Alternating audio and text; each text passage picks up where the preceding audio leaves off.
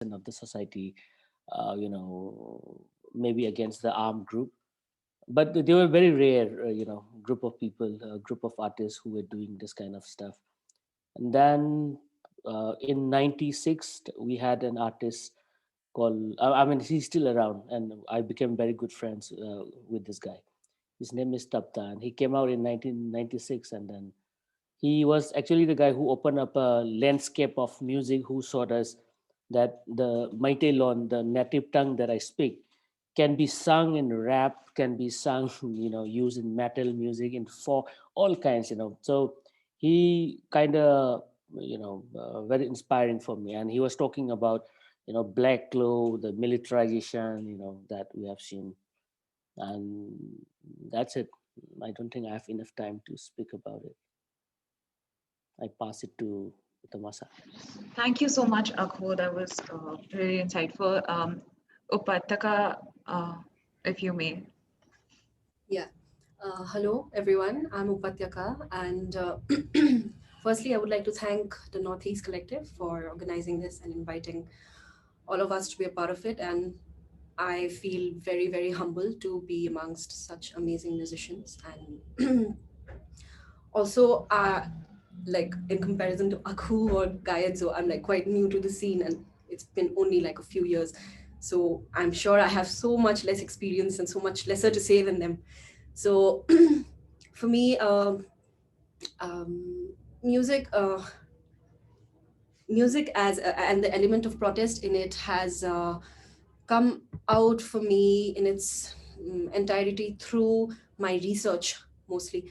So I did my dissertation when I was in TIS around of music of Dr. Bhupen Hazarika. If you know him, he's a great musician, songwriter, lyricist, and he's also a filmmaker. So he had a lot of things to say. Some of his songs of protest were very, very loud about protest, very loud about protesting itself. And some of them carried some philosophical messages uh, about ethical living and standing up for each other, standing up for oneself, etc.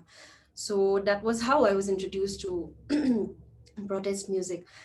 And yeah, moving on, when I started writing songs, I wanted to write uh, the lyrics about things that were going around me and things that also affected me as a person. So when I was doing my master's in Berkeley, I did a project on writing songs in several Indian languages around different social issues.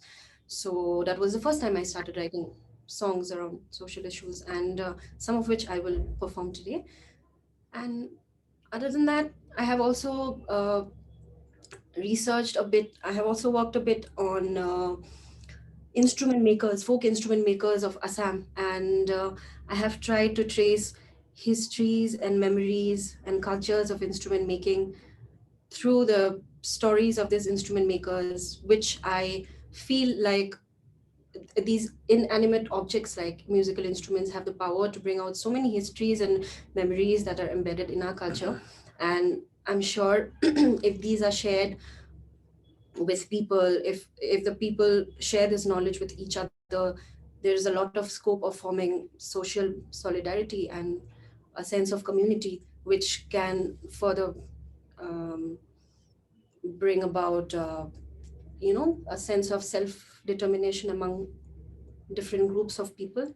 So yeah, that is what my experience is in terms of protest music. Thank you, Tamasha. Yeah, passing on to you. And so, if you may share your thoughts with us. Sure. Again, first of all, I would like to say I am extremely humbled to be, on this program today. First of all, Akhu, your works have really influenced a lot of people. Me too. Even before we were connected online and stuff. So it's a Thank real you, man. we need to be in the same place, And of course, Imphal too is a beautiful place. I have family there as well, and yeah, man, the scene was really screwed, then. And so yeah, starting with that, and also with Upatyaka. Upatyaka being a researcher, and from the time that I've been sessioning with her, I'm not from a sociology background, science student stuff. And so I really started to start to understand more about what things I saw, but I started to also see patterns.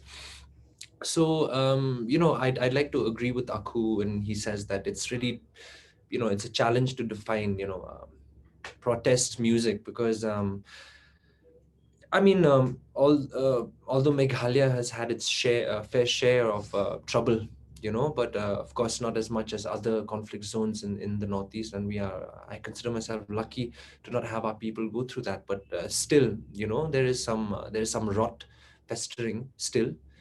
And and as a musician, I started off listening to old school stuff from my parents and all. And it started going there very subconsciously, music about human rights, especially human rights. Of course, black musicians played a lot of influence in my life. One of the main guys who I really looked up to was Jimi Hendrix, and another one was Bob Marley. So those already started playing an influence when I was a kid. But as I grew older, I started playing guitar, and started learning, started writing songs. It really did not come to me like, hey, I should write about this or that. It was something that came so natural to me as a, writing for a band at like 16 years old. The first thing that came up to me was like, man, there's some shit going on here, which is not right, and it's my duty to speak. No one else is speaking. Everyone else is speaking about love, and which is a very important tool too. It's a very powerful weapon against hate. But I wanted to speak about other things, and our band wanted to speak about other things, and we made sure in our shows we we you know we pointed fingers. And I think we were fortunate enough to be able to do that. Now, when it comes to, I wouldn't really say protest music, man. I think it's like an artist. I think Nina Simone put it best. She said an artist has to be a reflection of the society, what is happening today. So upon hearing that, that really stuck with me. And I believe, of course, we should all, as artists, we are influencers. We are people who get people on board. People listen to us, no matter how small our audience is. People listen to us. So therefore, it is our primal duty, to speak up against all the shit that's going on. But other than that, as you grow on, I've witnessed protests. I've seen ladies being beaten. I've seen water cannons being sprayed on defenseless women. Last year, there was when CAA broke out. I saw some videos, and it was really bad. There was stampede. People were shooting. The cops were shooting tear gases from the governor's house, and that's a dirty fighting. And one thing that really touched me though was, there was I'll never forget this image. There was a fire brigade truck parked in front with, so that they can disperse the crowd with water, etc., etc. Now that truck gone. Once that firing started, people started bashing it with stones and all that stuff. Okay, and those two, the drivers and the two people in that truck, they escaped. And in that, around the crowd was like thousands of people, I can say, and there were two guys in uniform. So you can imagine what would have been their fate, you know and like an angry crowd, there's nothing that you can do to stop it. But what I witnessed was like, there was a section of people that made a human shield and guided everyone, guided these two cops uh, back to safety. And that to me is the essence of protest, which is humanity. And that I will never ever forget that image. So yeah, I mean, as musicians, I really believe that we should really sort of reflect what is happening around us. And of course, there's a line where we do not, at least for me personally, I believe we do not you know cause communal harm and hatred. And I think that is something that we should always remember. And also, a musician should also read and understand and read deeper, which nowadays I think, at least in Shillong, there are very few people doing it. And for me, it's not only music. I make memes also. Memes are a favorite pastime of mine. So I try to share my discontent through humor sometimes. So yeah, maybe I'm straying a little bit off topic, but yeah, musicians do have a big role to play, whether it's in protests, whether it's in society, whether it's in overall societal development. Yeah. Thank you so much. I think we're good to start our performances. I'd first ask Guy and Zo to Oh, cool, cool. start off the concert. Sure, sure. Why not? So let's. So since we're doing this, I would like to say that this song that I'm writing to you now is a song called "Open Windows," and it was the first song I ever wrote, like for a band and etc. like that. And it was 16 years ago when I was 16 years old, and literally the main motivation behind the song was bringing down the man. And the man comes in many shapes and forms. It could be governments, it could be security forces, it could be society, it could be the invisible hand that drives hatred through each other's hearts.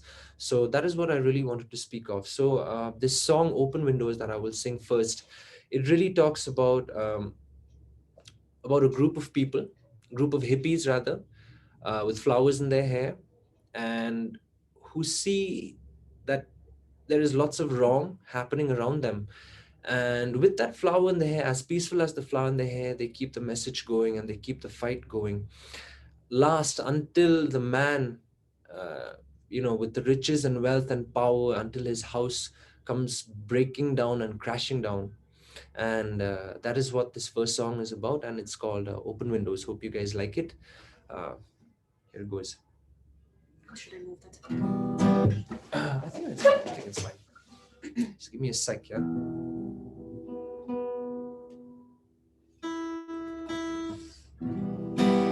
Cool. Here we go.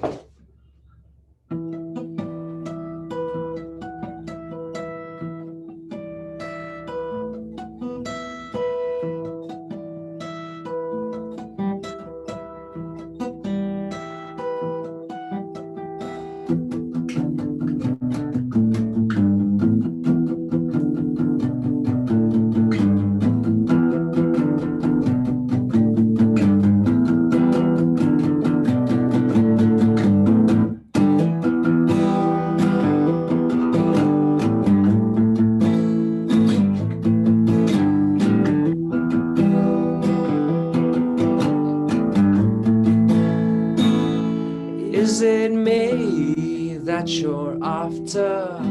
Is it me you're looking for?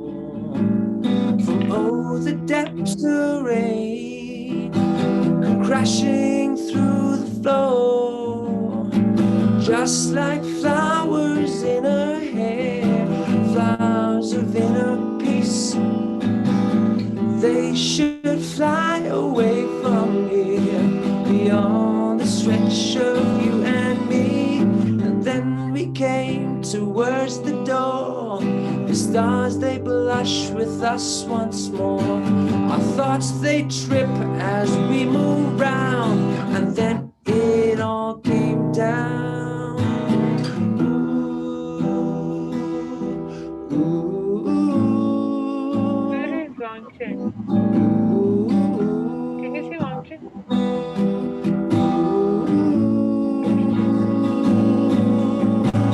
Cry for me once more, let not our tears make channels so distorted.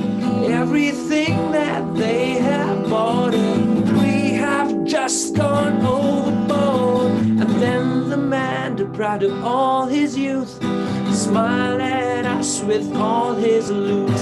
Our thoughts, they trip as we move round. And then it all came down to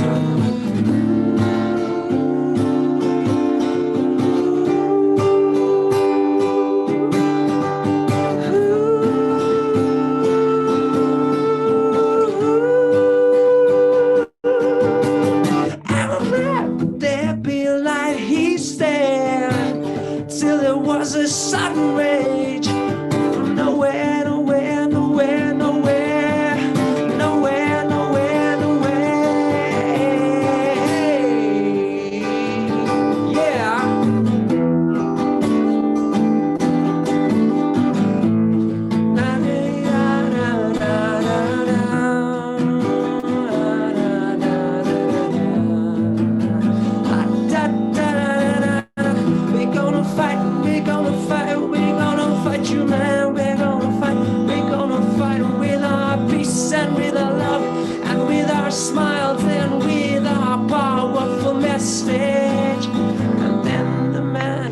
of all his youth, smiled at us with all his loot. And then his house came crashing down with all his stars and moons too.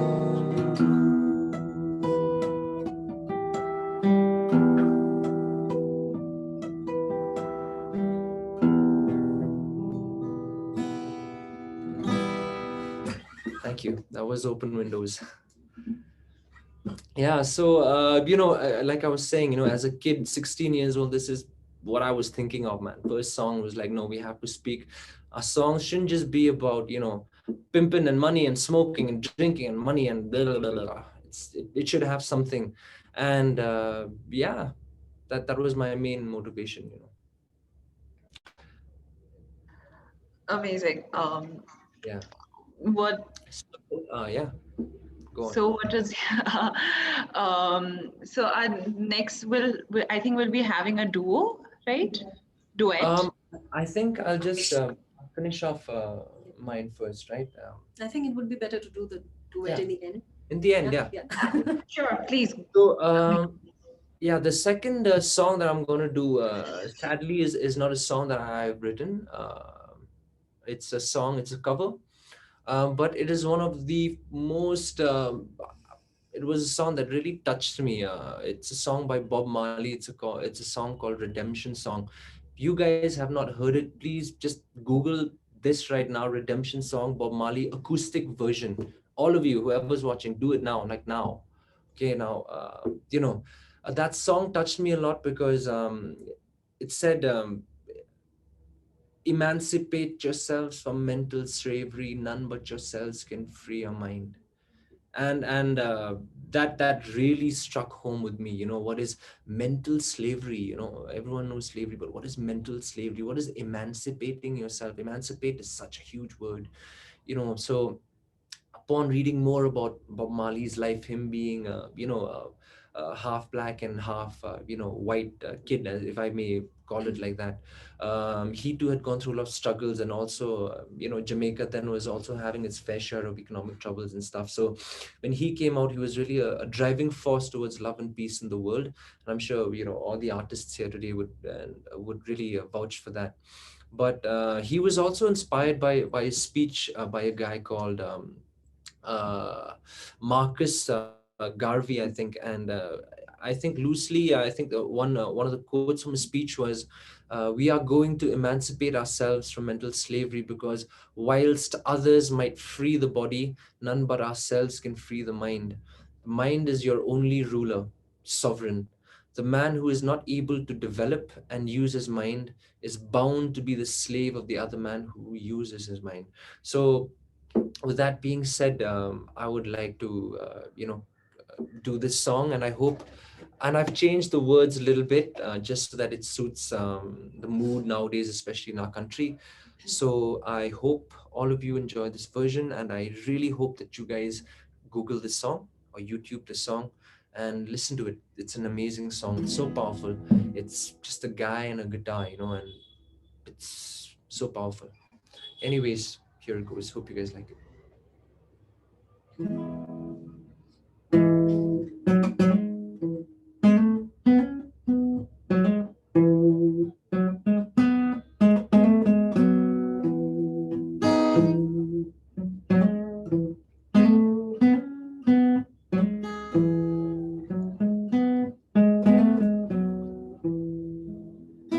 Oh, pirate says there am I, sold I to the merchant ships. Minutes after they took I from the bottomless pit, but my hand was made strong by the hands of my people. Moving forward in this generation,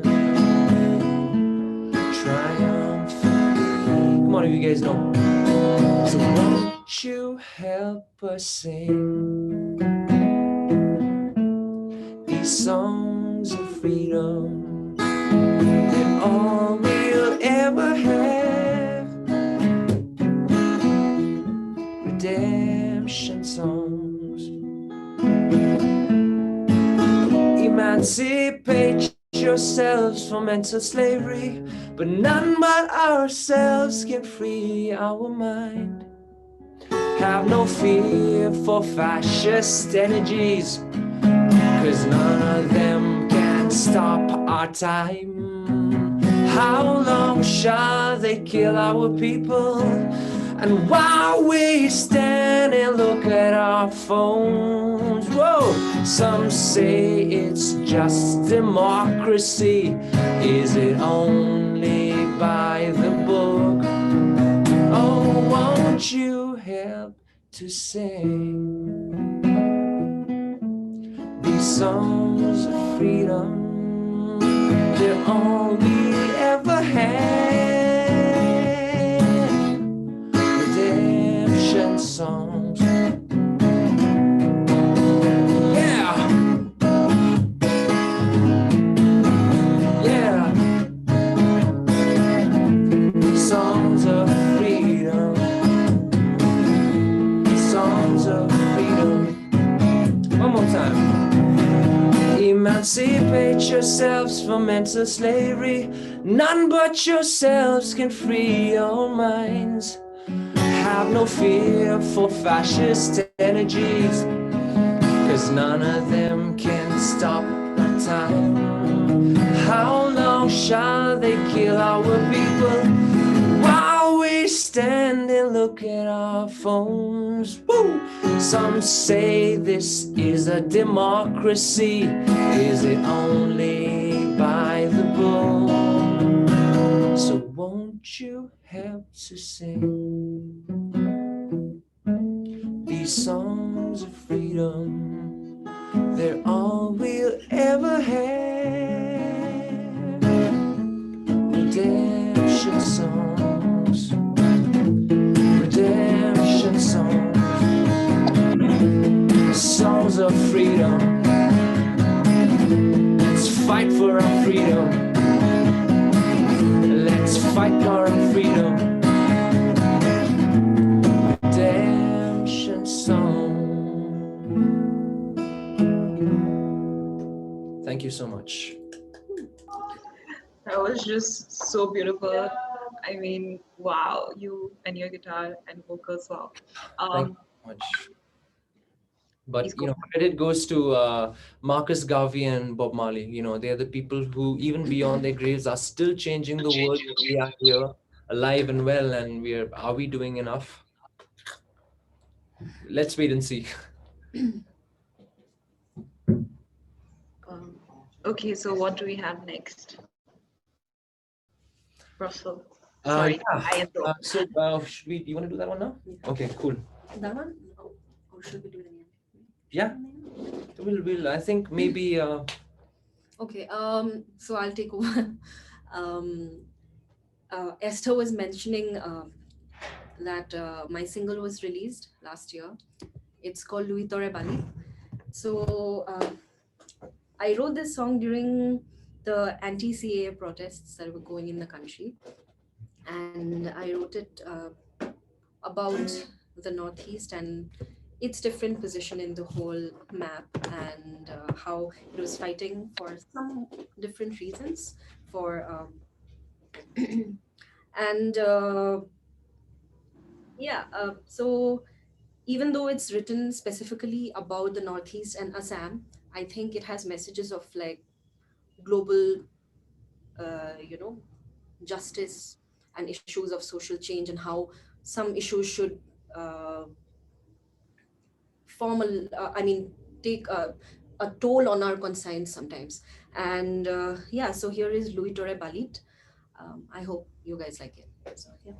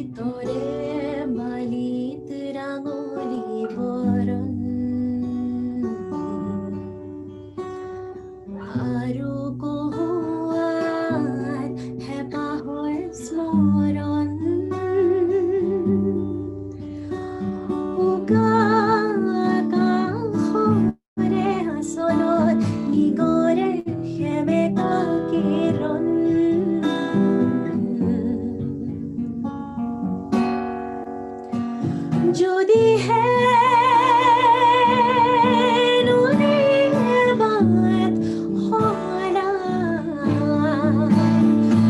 মধুরীর জোনাকে খলিতা জোনা,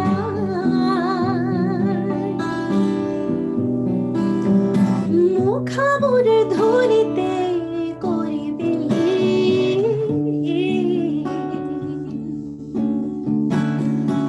মোহরা আয়ে বিহার নীলি,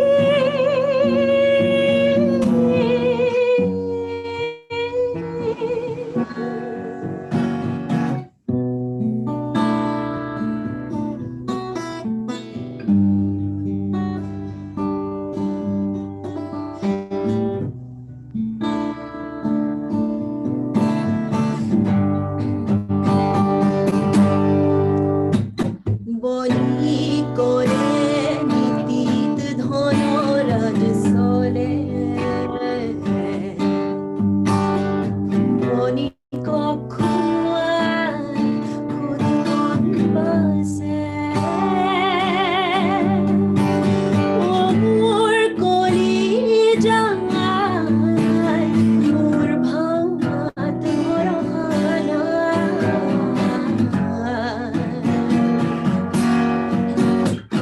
যদি হ্যাঁ নদীর বাঁধ হয় না,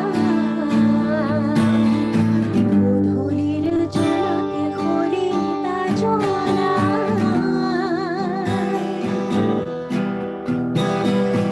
মুখাবুর ধরিতে করিবিলি,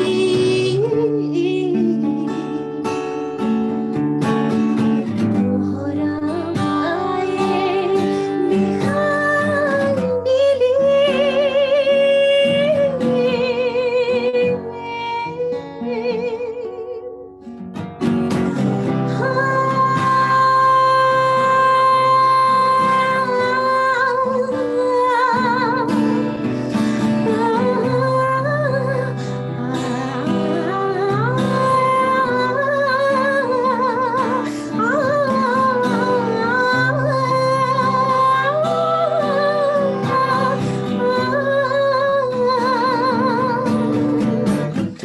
Xiao যদি মোরার দরে জুজিম মরণ জিনি, অবিগতা মধু কপে জুরিয়ারি ভূমি, জিয়াও যদি মোরার দরে জুজিম মরণ জিনি, অবিগতা মধু কপে জুরিয়ারি ভূমি,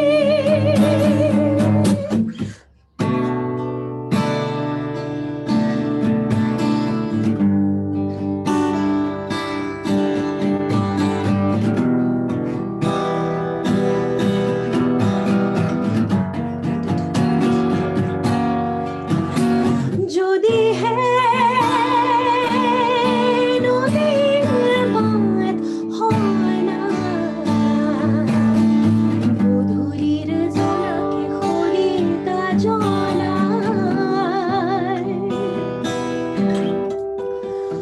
মুখাবুর ধরিতে করিবিলি,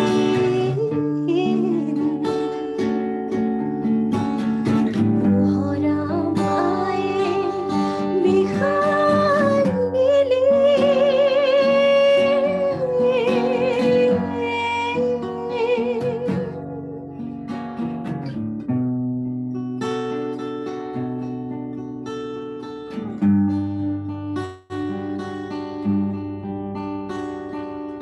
লুই তোরে বালিত রাঙলি পর,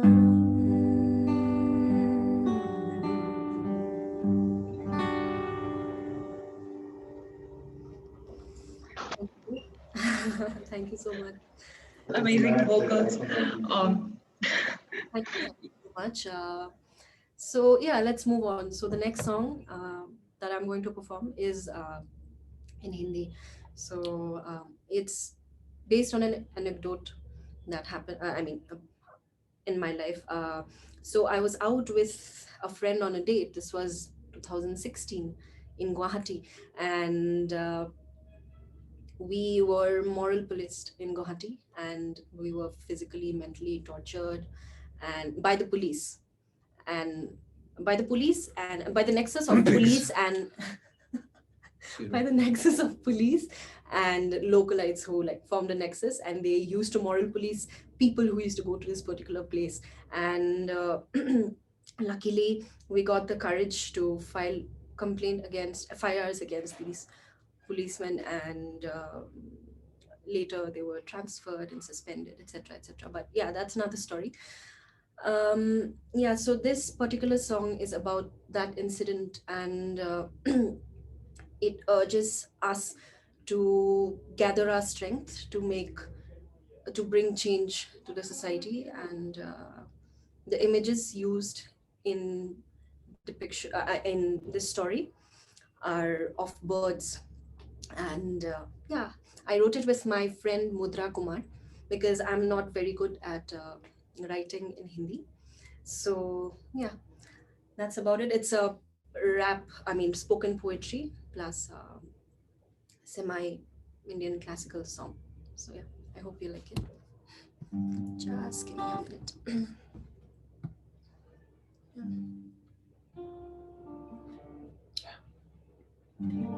Should we?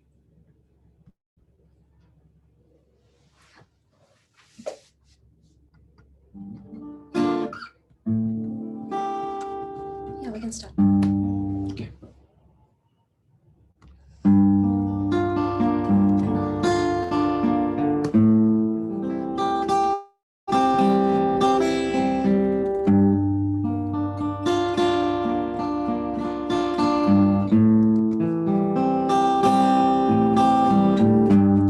थक चुकी थी हैवानियत से, बुज़दिली से, अंजाम के डर से। अब निकलूंगी तो फक्र से या कब्र पे। जियो और जीने दो, ये कैसी सोच है पुरानी। डर के लड़ो, डर से लड़ो, मर्जी है तुम्हारी।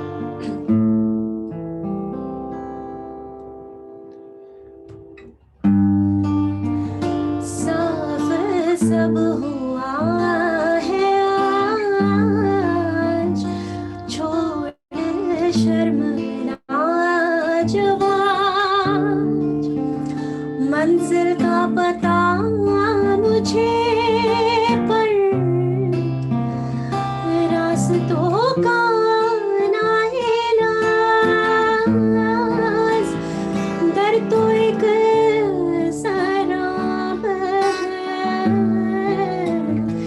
डर तो बस खराब है।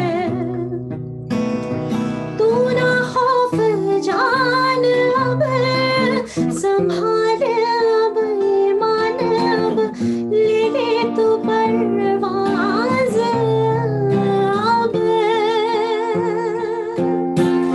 इश्क बेहुजूर किसी का बस नहीं, इश्क का फितूर। चढ़े तो थम नहीं, फंसे जो प्यार की जाल में, दुनिया से डरे नहीं। इश्क हो मंजूर तो मुश्किलें नहीं, ये कहानी उन परिंदों के जो इश्क में थे खोए। आसमां के बाशिंदों ने मोहब्बत के बीच बोए। हंसों का जोड़ा था वो, बेखौफ और नादान था। लगी नजर जाने कब इसकी मंजर भी अब रुकी। वो आया उड़ता ऊपर से, नजरों में उसकी वहशत थी। इरादे थे घिनौने और फितरत उसकी नफरत थी। बाज था, शैतान था वो, ताकत अपनी जानता। शैतान भी शर्मा गया, घिनौनी उसकी हरकत थी। बाज की आंखों पे था चश्मा गहरा मजहबी रंगों का था उस पे पहरा। हंस को हरा देखा, हंसनी को देखा भगवा। इश्क के गीत में बेसुरा राग उसने छेड़ा। सब सब हुआ है आज, छोड़ शर्म लाजवाब। मंजिल का पता मुझे, पर रास्तों का ना इलाज। डर तो एक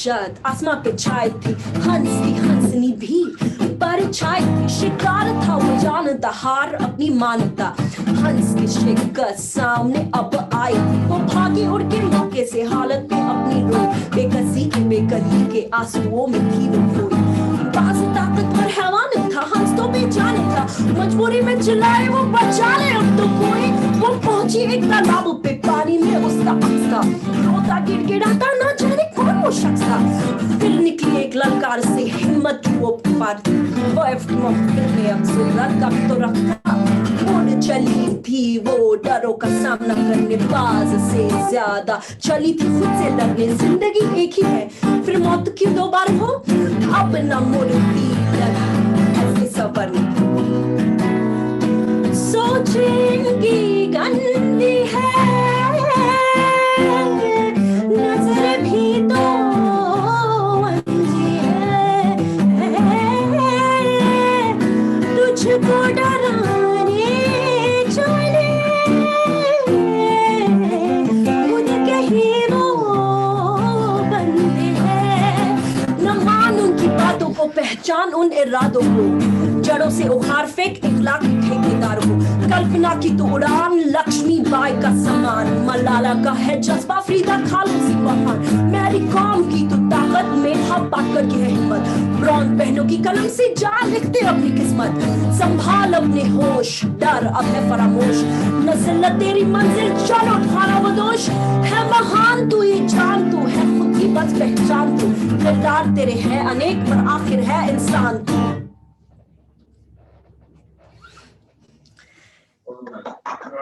Amazing. Thank you. I'm glad you liked it. Yeah, so that's called Saf Sab. Yeah, so let's move on. So the last song for the evening, we are going to do it together, myself and Guy Enzo. And it's a folk song that we wrote recently. And it's in Assamese and Khasi. So I wrote the Assamese part and Guy Enzo wrote the Khasi part. So yeah, would you like to talk a little bit about the song? So first of all, this instrument is it's called a duitara. Okay, these two strings are tuned the same. Okay, FYI, and it's you know, it's a traditional instrument, an indigenous instrument, and we also have a Khasi duitara and you know, Assamese duitara. So for this is an Assamese duitara. It's a really beautiful one, and yeah. So the song starts off first by you know, by identifying, okay, that, and by realizing rather that, you know, we nowadays, we don't know the forest from the trees. We've lost the plot, you know, in our search for education, wealth, power, security, fame, wife, husband. We've lost it. Even in our search for fighting for people's rights, we end up you know, dehumanizing others. And this song sorts of you know, talks about that. Secondly, it also talks about at least in Shillong, it speaks about certain organizations that like I said, you know, in the aim of protecting our people, we end up dehumanizing people and causing hate and violence between communities. And you know, for me personally, I am not for that. And the lyrics for that in Khasi go, haka jingbe spa haka jingbe po ngila klet yaka jing long brio ngila long tekum so kinong mi khmat jangi kisang bhalang kari yangi kila asden phasi ki ong mangamde khasi mangam long kumaki. All our representatives, their works have now strangled us. They've brought us to the hangman's noose. And as a Khasi, because I don't walk, talk, breathe like them, wear the same clothes like them, they tell me I'm not Khasi. So it talks about that. And Upatyaka, it also brings like you know, it comes is together about, with yeah, it comes together. So basically the representatives or like the political parties or businessmen or like civil society, even or corporates or civil society, whatever so it may be, how all of these play a role, and sometimes very negative role in all of the, the socio-cultural apparatus of the region. So there is an image of this woman from the Baghjan disaster that you might know about, that happened in Assam, and her name is Labonyo, and she it talks about how she lost everything to this particular disaster, and so much so that she doesn't want, like, whenever she sees a little leaf or something growing in the area where the oil spill and everything happened, um, so she doesn't want it to grow. She doesn't want the nature to reflourish, because it will give an impression that nature is coming back. It was just a small thing, but actually the you know the losses that were caused to nature, to livelihoods around this whole ecosystem in Baghjan is so insurmountable that a mere leaf coming out of a bamboo tree doesn't actually signify nature flourishing Regrowing, back or regrowing regrowing. all the life of nature. So yeah, there are several layers to this song, as we said, and we just started writing the song actually last week. So it's still under construction, and we still have a lot more to add to this song. And Yeah, so you guys are lucky. You are our first audience for this song. So wish us luck. Cool. Okay.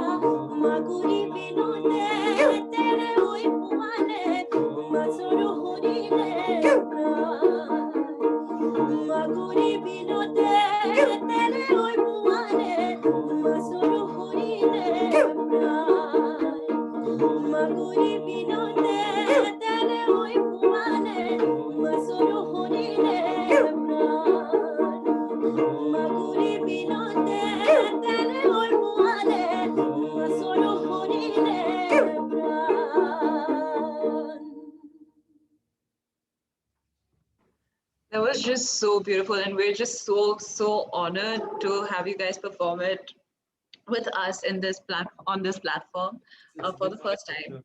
It's been our pleasure, Tamasha. We hope that everyone's excited, and we hope we've delivered the right message to the right crowd, and to crowd that has the potential to do lots for our country and for the world. And in fact, this event was an incentive for us to write this song. So I think that's great. Well, thank you so much. With that, we've come to the end of your performances. We have Akhu next in the line, and we're so excited to have him over. Akhu, are you here? Yes. Yeah.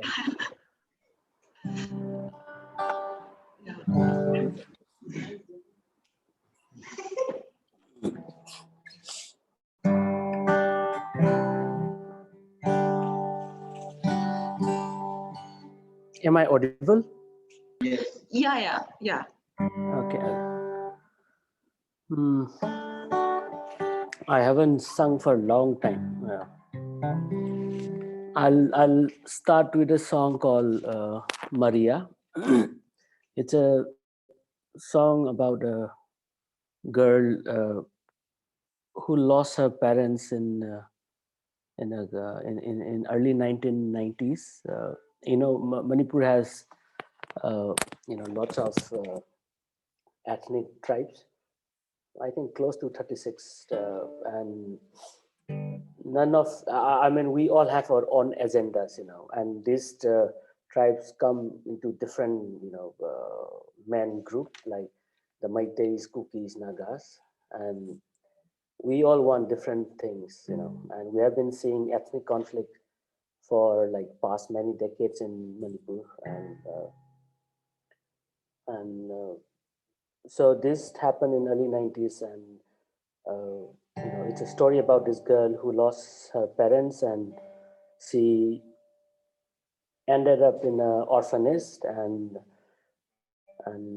when she reached certain age, the child rights act, I don't know, some there's some what do you call constraint, like when you reach 18 years, you are no longer allowed to stay at the orphanage, so you have to move, and you have to. I don't think the government has yet any arrangement for this kind of children, So it's a story about her and how,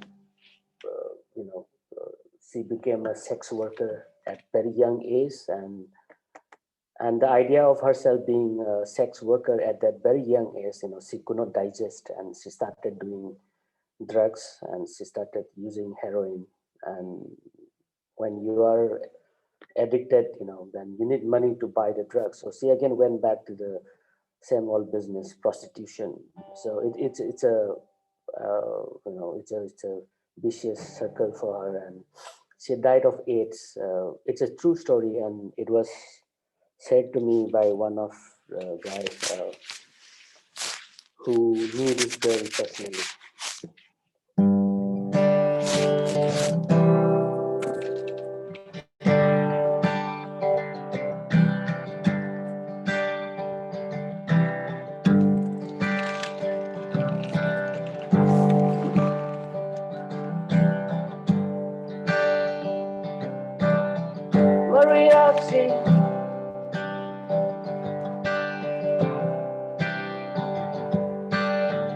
Maria, she called me at night.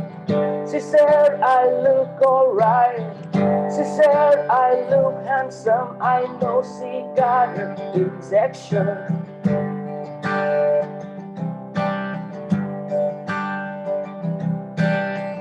Maria, she grew up somewhere in Thadou-Kuki, somewhere in an orphanage.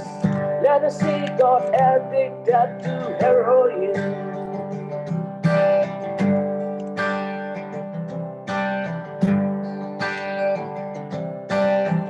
Maria, she was a prostitute.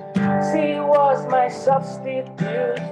When my love was not around, when my love was out of town.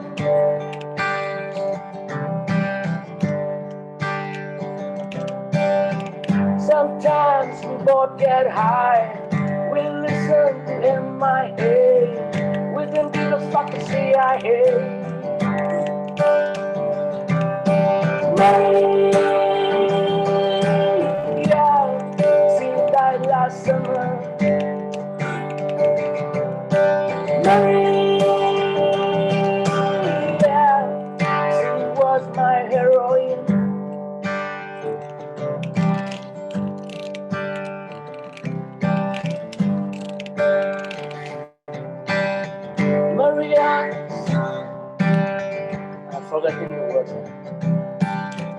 Maria, she promised me. Maria, I met her somewhere in Tamenglong.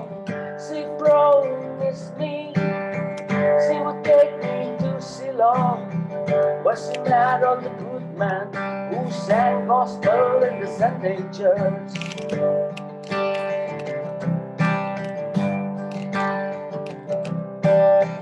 Maria, she cried to me, our daddy they killed in 1994. It's another cookie riot.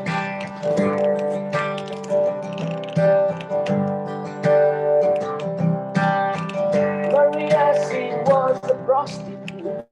She was my substitute when my love was not around, when my love was out of town.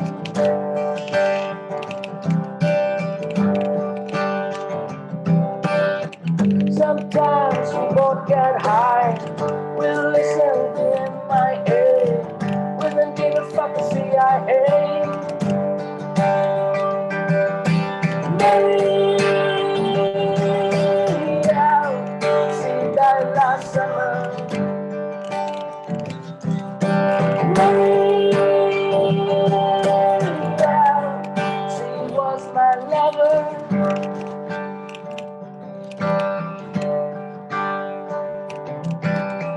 When the police came to pick her up, she sang, come closer, my love. Come closer, my child. Come closer, my love. Come closer, my child. If you wanna get high, if you wanna be someone else, if you wanna get high, if you wanna be someone else, come closer, my love. Come closer, my child. Come closer, my love. Come closer, my child. Yeah, she died last summer. Maria, she was my lover.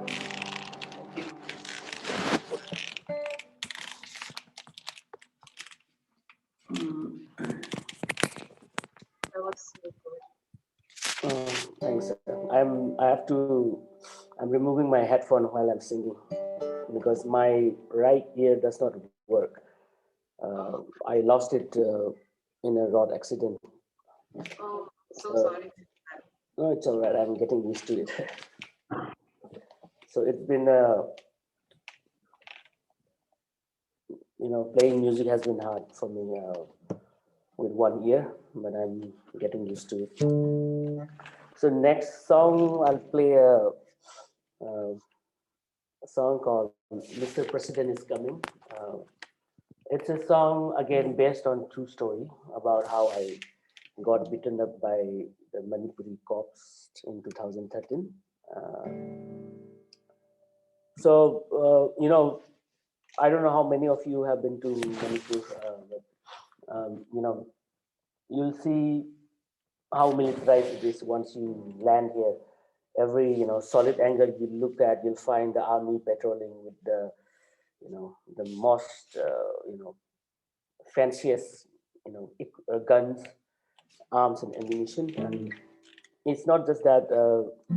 Even the Manipur University, it's a central university. You'll find an Indian Army camp inside the campus. That's how militarized is. And so 2013, I think it was in summer. The president back then, Mr. Pranab Mukherjee, was supposed to come to Imphal, and every time some VIPs from Delhi come, the level of militarization is like shoots up. It gets worse. And this is a song that I keep telling my friends, the non-Manipuri friends, that if you ever come to Manipur and if you love drinking, the local brew, the rice beer or whatever, this song is very important that you should note down these lyrics, and you'll find all the good liquors in these places that I mentioned in the song. It's like the government should actually pay me. It can be used as a tour, tourist guide kind of a handbook. For people who love drinking. Though Manipur is a dry state, but it's the wettest dry state, I would say. You'll get booze everywhere, and so here it goes.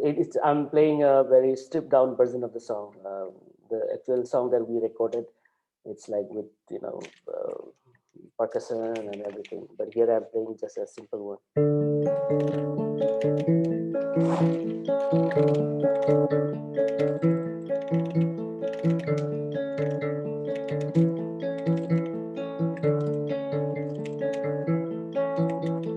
Shall we go to Kakulong? Shall we go to Kaisangtong? Shall we go to Mahabali? Shall we go to Musikun? Shall we go to Sekmai? Shall we go to Fayen?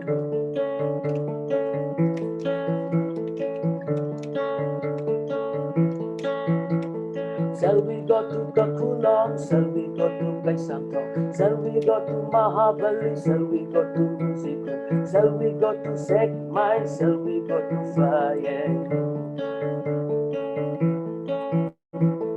They say, don't go out, Mr. President is coming.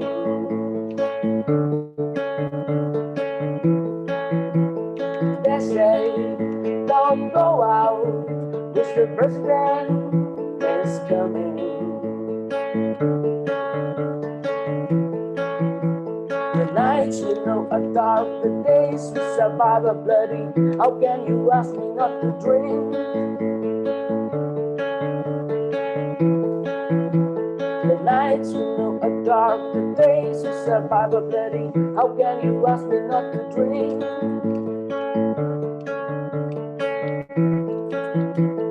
Hello, Mr. President. Hello, Chief of the Army. Every time you come, you bring curfew. Hello, policeman in the street. Hello, man in green. This is my song for you to sing with me. Shall we go to Ragailong? Shall we go to Ramji? Shall we go to Sangapong? Shall we go to Sangu? Shall we go to Gaiku? Shall we go to Andro? Shall we go to Ragailong? Shall we go to Ramji? Shall we go to Sangapurong? Shall we go to Sangapong? Shall we go to Gaiku? Shall we go to Andro? They say, don't go out, Mr. President is coming.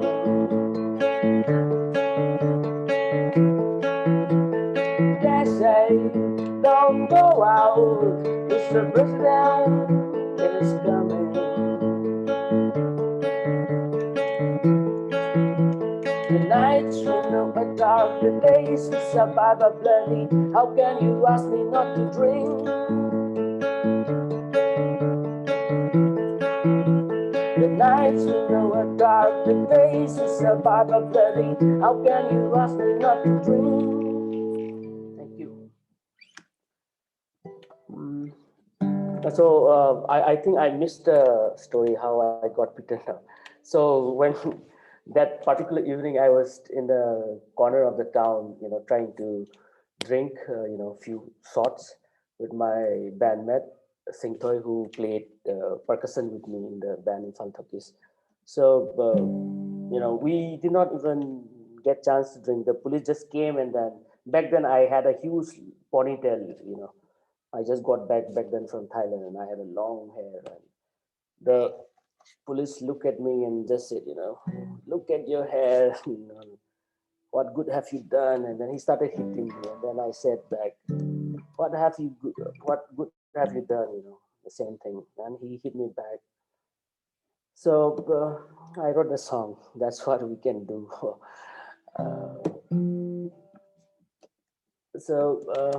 Next, I'll play a song called Radha Lila. It's I think the when I wrote the song, I didn't know where the tune come from. But many people have told me that it's very close to kirtan kind of a thing. It was written when Anna Hazare and the present Minister of Delhi, Arvind Kejriwal, they were, I think, protesting at Jantar Mantar for that, anti-corruption, bill to pass, like Lokpal, I think, 2012.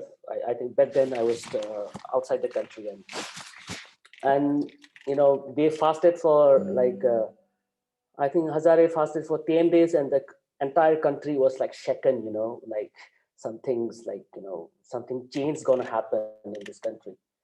And, there was a time Irom Sarmila just completed 12 years of her fasting. And that's the irony, there's a lady who has been fasting for 12 years and then no one gives a fuck, and there's this mainland, I don't know, activist. He fasted for 10 days and then things have, things were shaken. And then the media, the everything. So it talks about how hypocritical, the country itself is, the democracy, the idea of democracy and all, it's so blurry, if you look at from my, from the northeastern perspective, of how India runs as a country. So this is a song in Manipur, I belong to the Meitei community, and our ancestors were, converted into Vaishnavism, and our great grandparents, they love visiting Vrindavan, because it's considered as the land of Krishna and the Radhas and Gopis. So they kind of romanticize everything. So I made fun out of that, and it's a song where this my grandmother visited. It's the story of the song. Okay, it's not my grandmother. So it's, the grandmother visited Vrindavan, and she came back, and then she narrated the story. Radha was fasting in Vrindavan because Krishna was flirting with so many gopis, as usual, how Krishna is, as narrated, as told by the epics like Mahabharata or whatever. He's just a womanizer, I know. And so a group of feminists came up and then shaved the head of Krishna because he was out of control. He needs to be taught, morally. So it's a song about that. And then for this song also, I think I have been attacked by elders, by Hindutva people. Actually, I keep this song in my YouTube like unseen. It used to be like you could watch it, but now I think it's off because at some point, I didn't want to be bothered, unnecessarily by all this, unnecessary, artless people.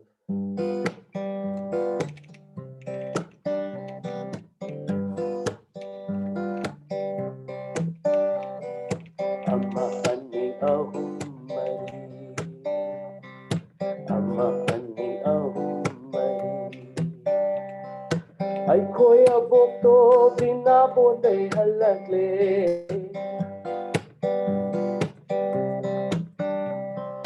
Aikhoy abokto bina bodai halakle. Radha do chara hellowi hai. Radha do chara hellowi hai. October Krishna do, October Krishna do. Feminist mayam namaru pokhowi. Feminist mayam namaru pokhowi. Amma anni ahum mari, amma anni ahum mari. Prime Minister Naradhani, acha atathilati hayo. Prime Minister Naradhani, acha atathilati hayo. Chandamaya dedu Radhani, Chandamaya dedu Radhani, Chandava yade Radhani, Indava yade Radhani, Sharmila nate do madi, Sharmila nate do madi, Bharat niyangi lai nupi, Mayang lepaki lai nupi, Chandava yade Radhani, Indava yade Radhani, Sharmila nate do madi, Sharmila nate do madi, Bharat niyangi lai nupi, Bharat niyangi lai nupi, Chandava yade Radhani, Amma anni ammadi, Amma anni ammadi. Aikoy abong to bila po de halage.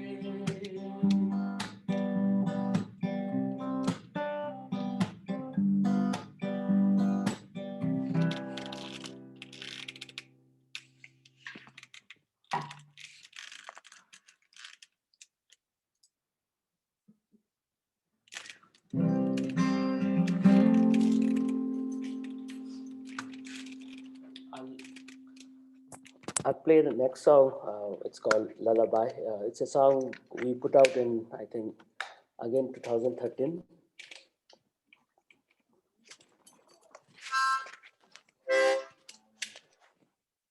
So it's a song. It says a lot about growing up in conflict zone. I mean, especially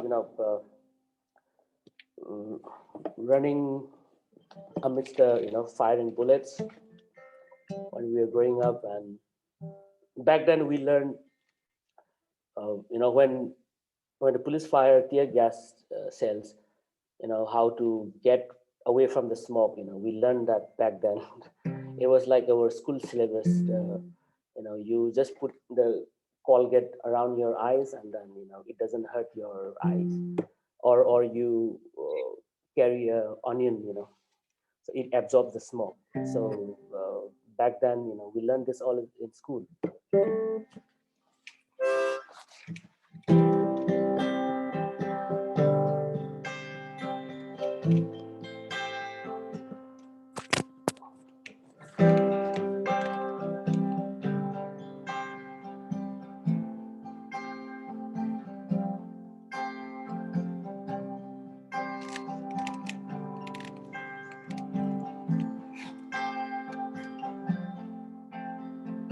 Lots of streets, that's my ground, that's where I played around. Sound of gunshot, that's my song, that's my lullaby. Your revolution has snatched away my right to education. Your revolution has snatched away my right to education. They know what, they know what, they know what, harawi.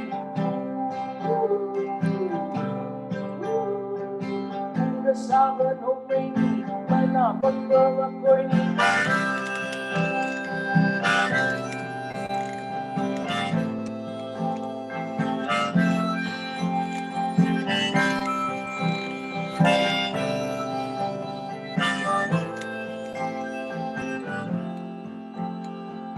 that's not bad, that's my daddy. You just shot him, you just killed him. We don't need your guns and bombs, we just need songs of love. Your constitution has nothing for me.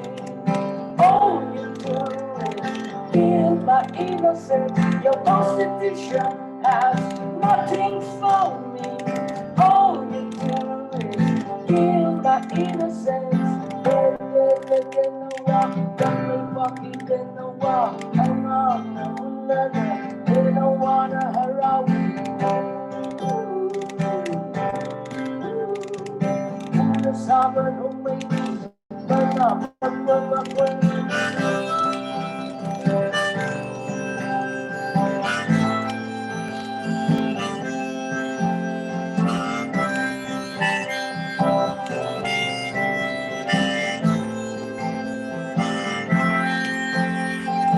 falling bad is like falling leaves of October.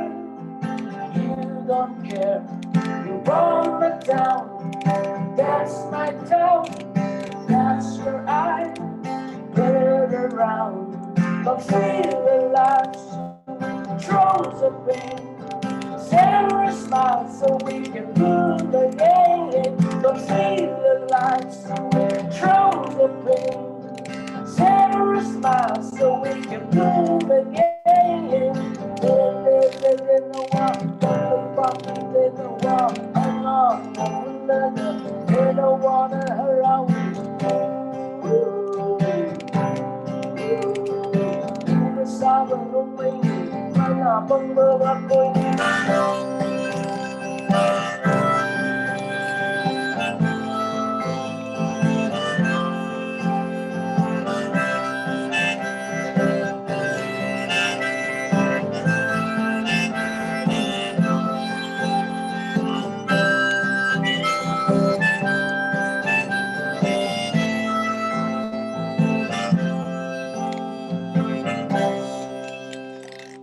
Thank you.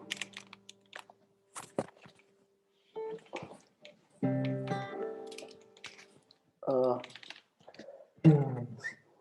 should I play a English song? I think this would be my last one. And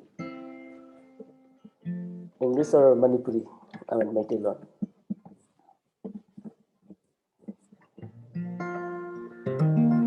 Okay, I'll play a Manipuri song. It's an all. Yeah, it's a. It's a. Actually, I have never recorded it officially. I mean, I have collaborated on this song with other people, but never have recorded it officially. It's called Qutub Minar. It's a. It's a song I wrote, I think, sometime in 2009, 10. Uh, it's a story about a guy, who decided one night in Delhi that he will take back Qutub Minar all the way back to Imphal. So it's quite surreal, and it's a it tells a story about this journey, with this of this man carrying Qutub Minar, and the only trend that agrees to carry Qutub Minar was Upper Assam. Back then, Upper Assam is. I don't know if you guys have ever traveled by this train, Upper Assam. It's like the slowest train ever. I think run on that route. It will stop everywhere. Even if it sees a cow dung, it will stop.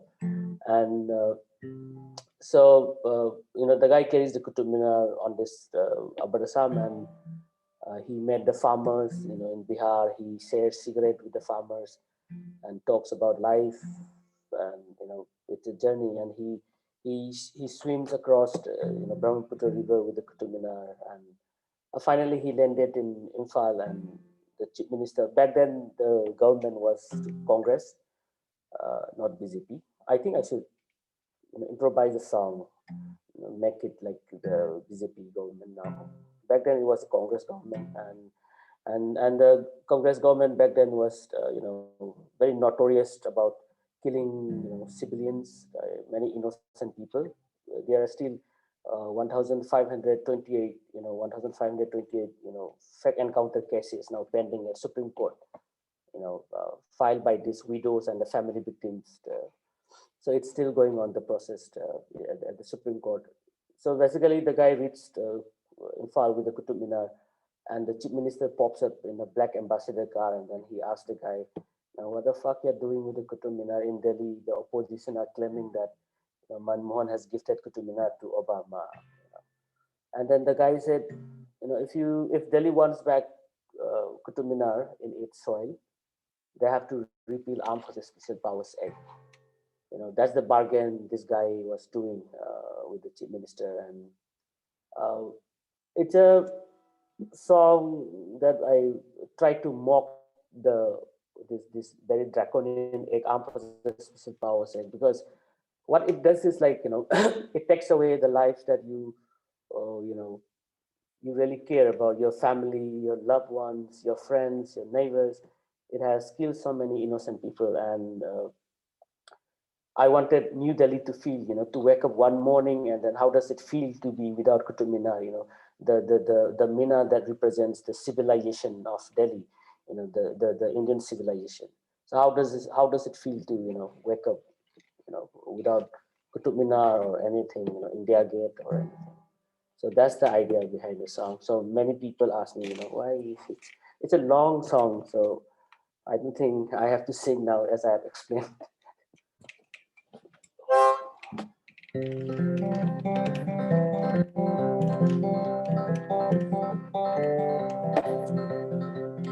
Ahing nongyay atheng baning Delhi शहर के लाइरें भी ममिलाओं भी मनातो तुम भी तुम करे ai khalli kutuminnar pukta bayade puta bayade yungda bayade samu makonga pukta pui airport man hai pubang moy thawang moy yamna chawi sangi nasaksu lai mali nandi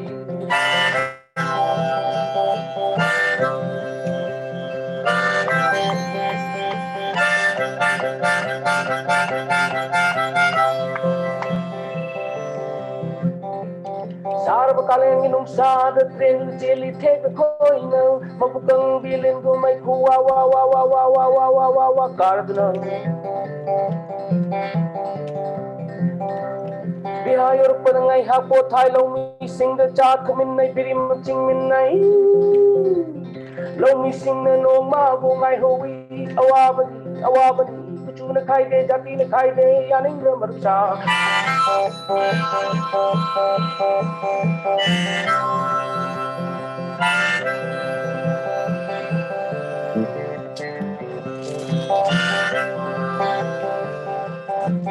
Jet pai guri yor padamai tai nong sa sakta ke ta gum vitaminnar bok thong na du la I aina kuchi bi se na aina la I Brahmaputra tuel imal le plamana mixing I asungai di hanuman kut yen vitaminnar pai kut iro la I aina pokwa umuda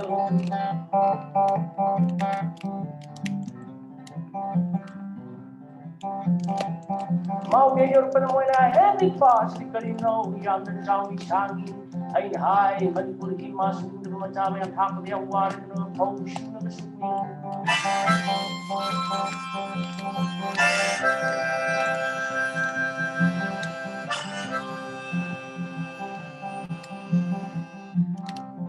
Chekmai yor pada mau mahi ai koi na ringai amu Bacardi Nh7 pele bakchin minister ibo bi marhai Imphal Talkies dari sarkar ka ida hure opposition hai man mohan no pa man minister tudo ki kare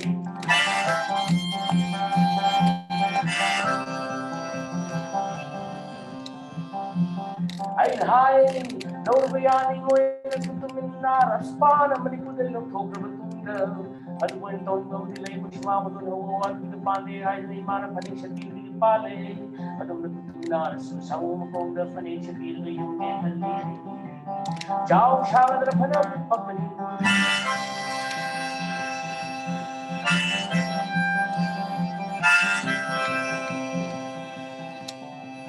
like it sing maming puri may clara hatu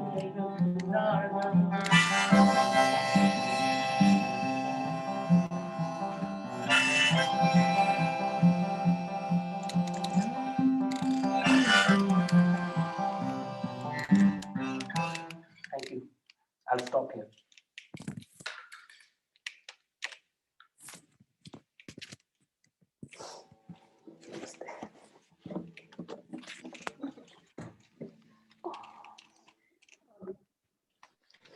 Thank you very much. We enjoyed all of the songs, and I don't know, our camera was like on for most of the time. We were just vibing a lot. And I think there's so many people on call who have been just really enjoying all these performances throughout.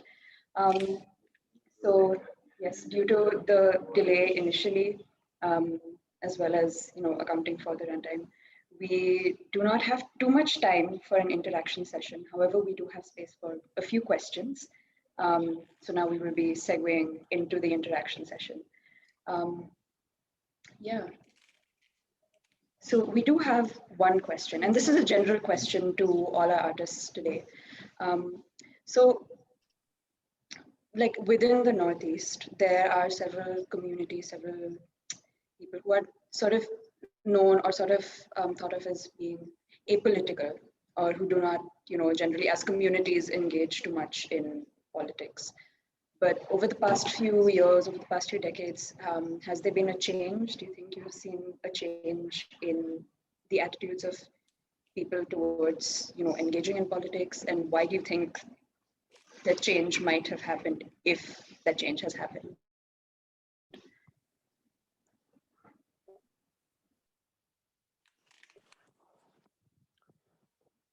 I think you both can answer first. Okay. Like you said, at least from what I've seen, many people, when we were growing up as teenagers and all, many people were like, politics and all, religion and politics are the two things we should not talk about, blah, blah, whatever. But keeping religion on the, and we talk about politics. I mean, for me, as growing up right now, from the time I even understood what politics really was and how dirty it really is, I've understood that everything really depends on politics. Your education depends on politics, your scholarships depend on politics, your food, the road, development, agriculture, water resources, water conservation, human rights. It's all, especially in the kind of democracy that we have in India, it's all, it's all, covered by politics. And right now, I think people are still not wanting to sort of tackle or sort of engage with that political discussion, because they feel that they have to choose sides, and which sadly they do. They will have to choose sides. And right now, though, at least in Shillong, the politics is really, they're dumbasses, man. If I were to just say that literally, literally they're dumbasses. I think if you, RTI, their qualifications, it's really questionable. Now the fact that him or her will lead you guys, like you guys Ashokans, or that's just absurd, man. And I feel people should talk about this more, but they don't. Now in Shillong, the reason why I bring up Shillong is because Shillong is like this small. If I were to speak up about one organization, they'll literally come to my house and try to kick my ass. I mean, sure, cool, I'm cool with that also, it's fine, I've taken ass kickings before, but literally that's the case. I've seen people who have stood up against right-wing organizations, I'll say, and these women and guys have been targeted. I have a video. I had wanted to share it with everyone, but I think we don't have the time for that. One guy saying, "Hey, I don't need these organizations. These organizations don't give me money, don't give me food, and these are not politicians. Okay, this is an organization for the good of the community." Now, this guy said, "Hey, I don't need these guys. I can earn myself. They don't give me food. They don't give me money. They don't teach me. They don't help my mom. They don't help my dad." You know what happened to that fellow? He got his ass kicked on camera, and no cops, no cases, no nothing. Okay. That other day, I have another video that I have, which I will not show. Anyone who's from Shillong will know who they are. These guys said, "Hey, we shouldn't let any woman who marries a non-Khasi to, like, to settle in this town. We should root them out." Like, dude, who the hell are you to tell what a woman should do, what she should not do, man? I mean, you know now now these are some unions. Now these particular people become leaders, and then they get into politics. Then such hate becomes black and white in terms of policy, in terms of CA and stuff like that. That's what happens. But But now people don't want to see that. And I think that's because people are not aware. Okay, they see things very superficially. So from my point of view, I think you are right. People, I mean, I feel people do not engage. Even people my age, people who are educated, don't want to engage in that topic because it's a big taboo. But I also feel that the cause of that is they don't see the light. The light is really dim, and they focus on the darkness rather. And more than that, they don't know the forest from the trees. Again, I'm saying that they don't know the forest from the trees. So I think, yes, they do not engage, and I think that the solution to that is greater awareness when, not just as civics, but as the implications of democracy or implications of a policy. I think that should be studied when we are younger, much younger, not just in college. And I think, there should be more organizations that sort of help people understand what is in between the lines of any policy. And yeah, just more awareness, I feel, would really help it. Patyaka? Well, for me, uh, I think the smaller community. If the question was about community, I mean, I know many individuals who become very engaged, who have been very engaged in politics in last couple of years. But as a community, and, the smaller communities, even if they want to be part of the what do you call part of the politics, whether it's about how the state government how they want to be part of this welfare, no. So they are often being played around by the larger community, like I said in that song Maria. you know Within the Kuki tribes and within the Naga tribes, there are other sub tribes. There are so many. And right now, I'm working with a community called Tarau tribe. The total population of this tribe is like 2,000, not 2,000, 830. They have only 830 in population, and they're UNESCO announced them as like endangered, extinct, community, extinct tribe in 2009. And so, amidst the larger politics between the Meiteis, Nagas, and Kukis, these smaller tribes, they don't get to say anything. They're often being, sometimes they would be called Naga, sometimes they would be called something else. They never get to say anything. And even if they really want to engage in the politics, I think they were never given a chance to speak out, or and no one cares to hear their story. So I think that way, I mean, I'm no one, I cannot do anything apart from writing songs about that. But to look at such thing, I think, the so-called authority, they need to do much more. There needs to be, what do you call, equality. Even when you hear stories of the victims, or stories of different communities, you need to listen to properly and weigh them, according to their needs, because they need more than what we need, from the larger community. So politics, for example, uh, it's a very debatable thing, how do you want to be part of politics, because someone who doesn't have anything, even if no matter how political he is in his act, he will never be heard.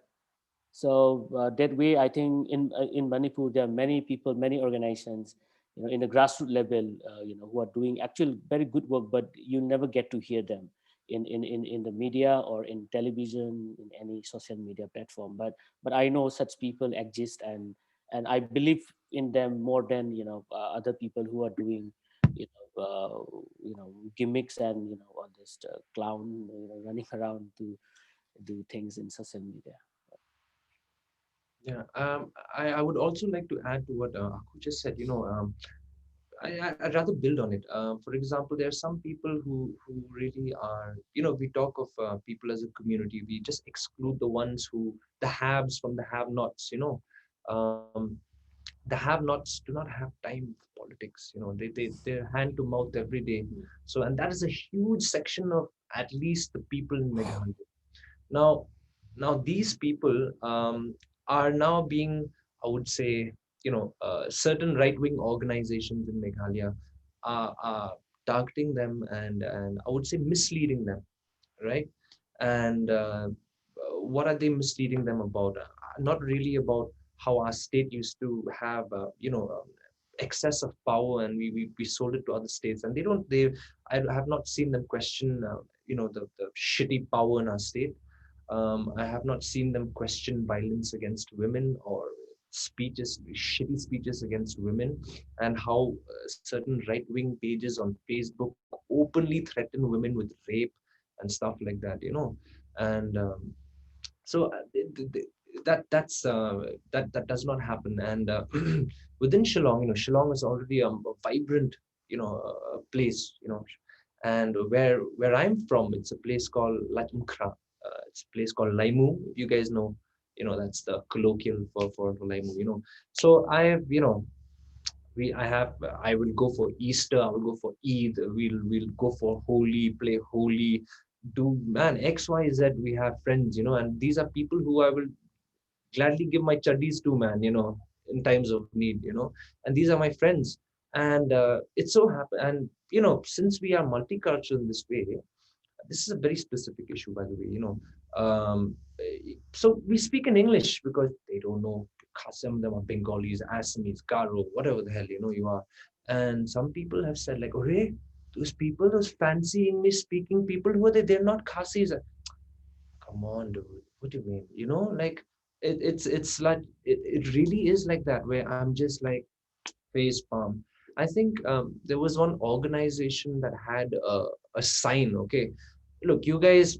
I mean, I'm sure the education system in Ashoka really focuses on research, and the source is really important. Source, reference, aka reference. Now, there was a poster that was hung on a statue of Don Bosco. Don Bosco is like a Catholic dude famous for working with kids and all.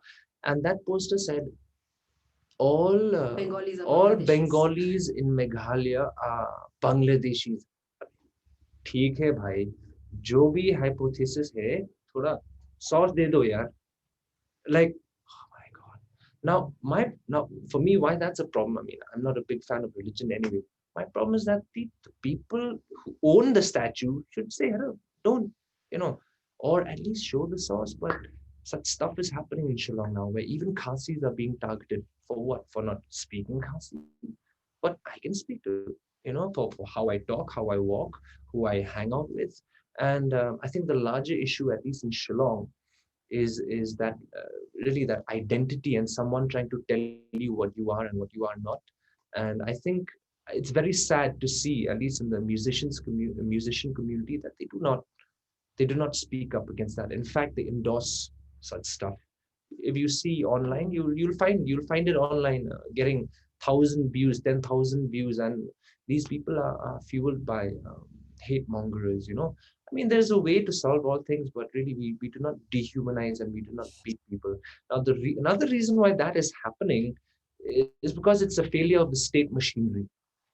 I can only attribute it to the failure of democracy and the gaps and the leaks within the system that has enabled such rot to fester. So, yeah, I mean, I don't know. Maybe I'm just ranting.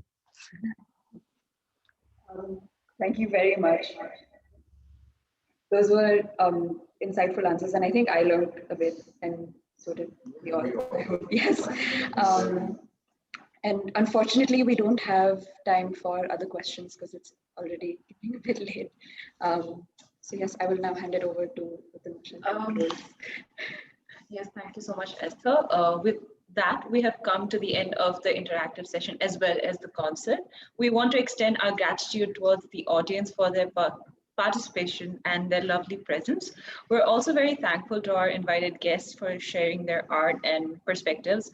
It was a pleasure hosting you. We hope this event has been as meaningful to everyone here as it has been for us as a collective. Please look out for our future events. To stay in the loop, follow us on our Instagram handle. And thank you. Good night. Thanks to you. Thank you so much. Thank you. Bye. Bye. Thank you, Guy and Joe Pateka, for the music. Thank you. Guys, Akhu. we'll Bye. see you. Thank you very much.